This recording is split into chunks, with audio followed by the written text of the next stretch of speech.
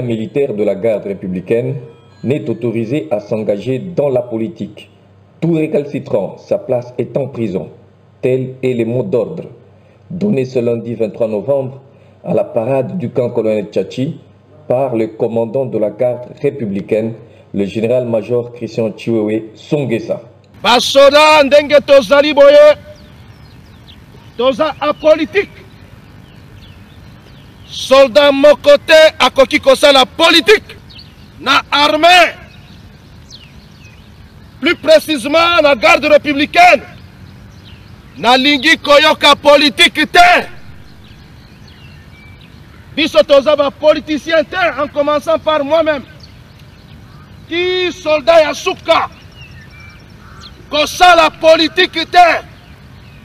Oza na parti politique moko te. Même ata soki noko na yo, papa na yo, koko na yo, aza politicien. Tika ye asala politique.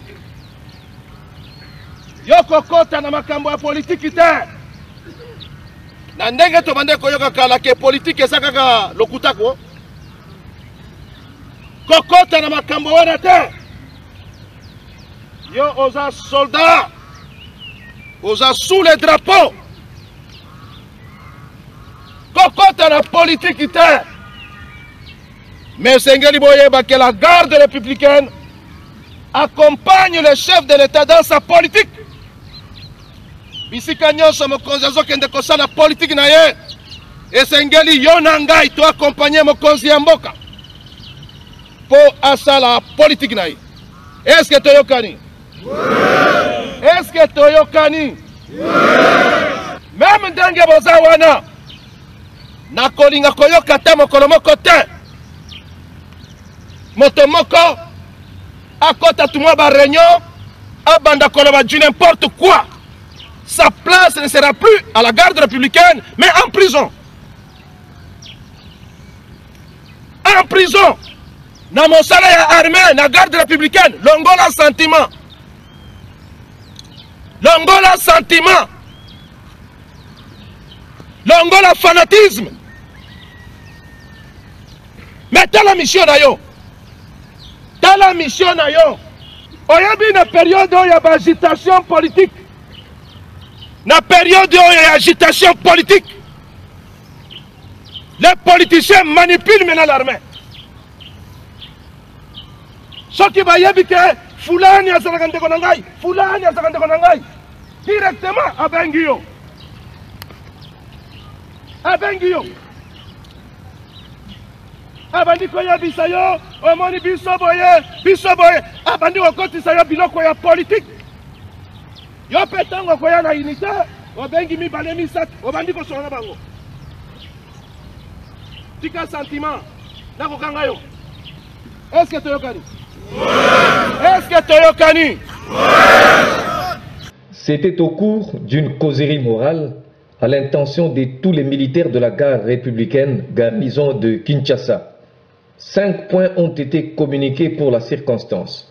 L'apolitisme de l'armée, le serment du militaire des forces armées de la République démocratique du Congo, le social du militaire, la délocalisation du camp Tchachi tel que répandu dans les réseaux sociaux et enfin la pandémie de Covid-19.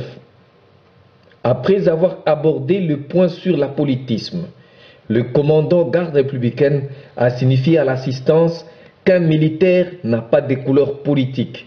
Il a des missions à accomplir. Pour la garde républicaine, il y en a 3. La protection de l'intégrité territoriale, comme tout militaire des forces armées de la République démocratique du Congo. La protection du chef de l'État, sa famille et ses biens, ainsi que ses hôtes de marque, une mission spécifique à la garde républicaine. Le maintien et rétablissement de l'ordre public.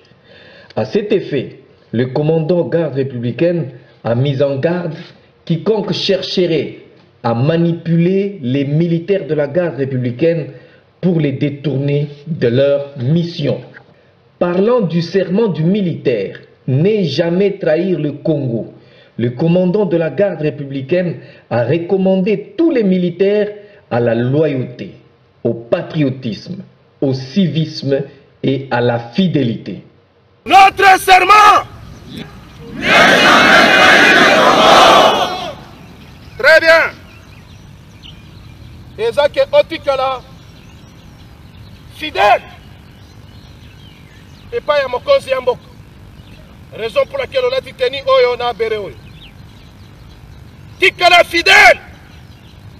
Et pas un président Félix Antoine Tshisekedi. C'est lui le président de la République. La loyauté Tozo Pesandeye. Est-ce que tu as connu? La loyauté Tozo Pesandeye. Fidélité Tozo Pesandeye. Et Sengeli Totikala, les patriotes. Patriotisme. Raison pour laquelle les bureaux 5 dans toutes les unités et Sengeli Babandela Mosana Bangoya civisme. Civisme. Parce qu'une unité, ils ont tambola sans civisme. Et ça, unité, c'est Koufa. Et Sengeli unité Nyoso. To Bandelande Kuna, Koyebisa soldat, il est sous le drapeau. Élément Nyoso, la garde républicaine. Ozana droit, il y a trahison. Makila, il y a trahison. Et ça la carte dans notre royauté. Serman Abisso n'est jamais trahi les Congo.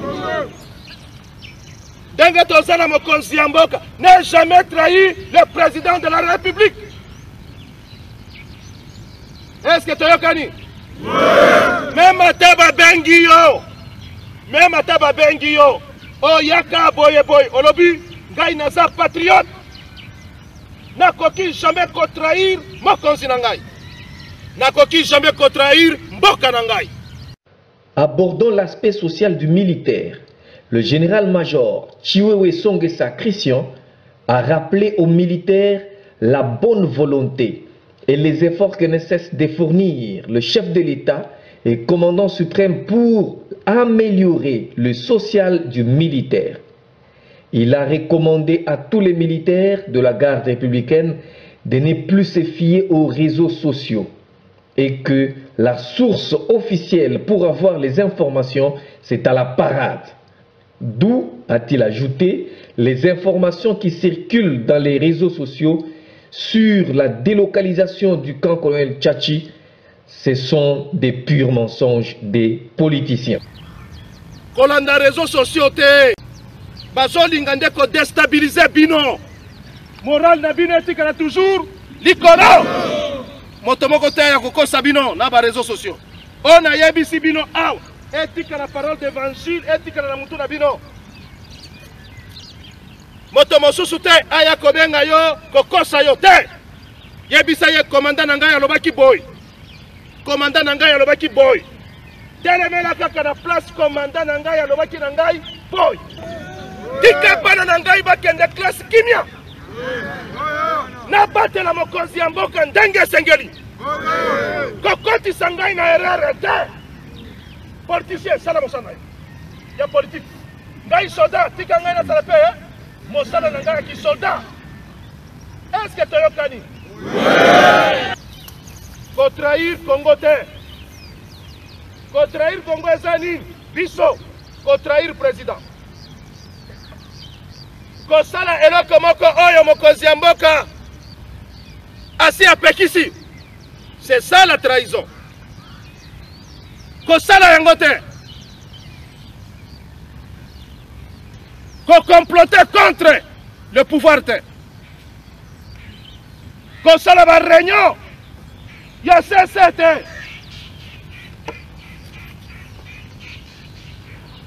Kosala yango te. Zala patriote. Loyauté ezala katina yo. Restez fidèle. Et pas ya mokonzi ya mboka. Tala mabota na biso nyonso. Yende azosunga biso yango toza boye. Tozala conscient na eloko wana. Est-ce que toyokani? Oui. Et Sengeli tozala pe reconnaissant par rapport à ça. nyonso wana eza na kati ya social ya soldat. Le chef de l'État c'est poumon de façon que yo ozala bien, ozala kimia, po osala mosala na yo bien. Et sengeli tozala reconnaissant par rapport à ça.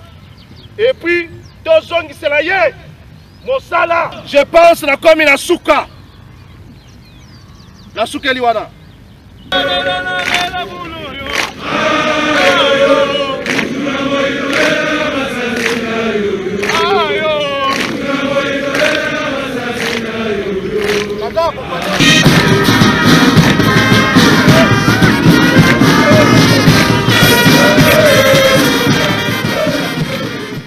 La période où il y a agitation politique, la période où il y a agitation politique,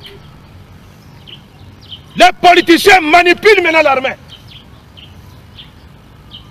Ce qui va y avoir, Fulani a Zalagande Konangai, Fulani a Zalagande Konangai, directement à Bengio.